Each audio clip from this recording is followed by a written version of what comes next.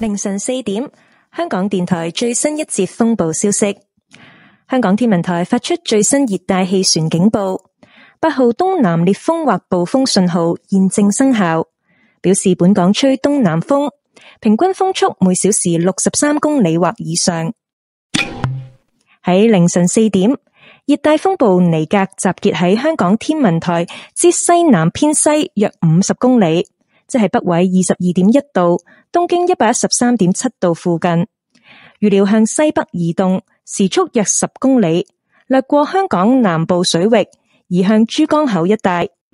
受到尼格及東北季候風嘅共同影響，本港西南部仍然吹烈風。按照現時預測路徑，尼格會逐漸遠離香港及減弱。天文台會喺清晨5點20分或之前改發3號強風信號。海面有非常大浪及湧浪，市民應遠離岸邊及停止所有水上活動。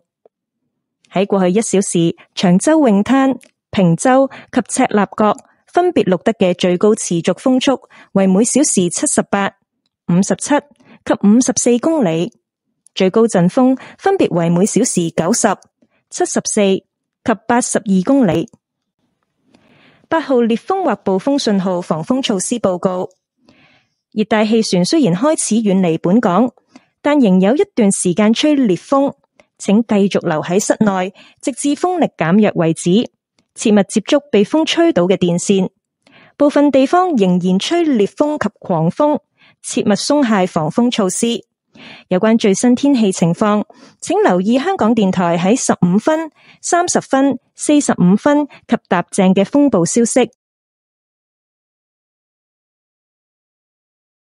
4 o'clock in the early morning, Hong Kong Observatory's latest typhoon update. Here is the latest tropical cyclone warning bulletin issued by the Hong Kong Observatory. The number 8 southeast gale or storm signal is in force. This means that winds with mean speeds of 63 km per hour or more are expected from the southeast quarter. At 4 a.m., Tropical Storm Nalgae was centered about 50 km west-southwest of Hong Kong Observatory, which is near 22.1 degrees north, 113.7 degrees east, and is forecast to move northwest at about 10 km per hour, skirting the southern waters of Hong Kong, towards the vicinity of the Pearl River estuary, under the combined effect of Nalgae and the northeast monsoon. Gale force winds are still affecting the southwestern part of the territory. According to the present forecast track, Nalgae will gradually move away from Hong Kong and weaken. The observatory will issue the strong wind signal, number 3, to replace the number 8 gale or storm signal at or before 5:20 a.m.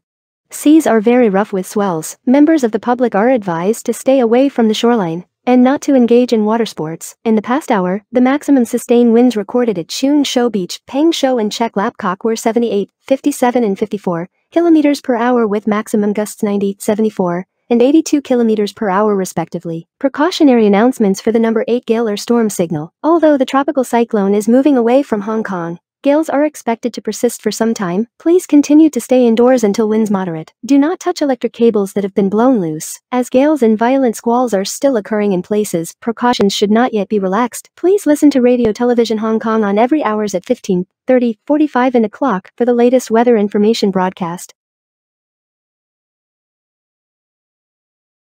And that's all for the typhoon update.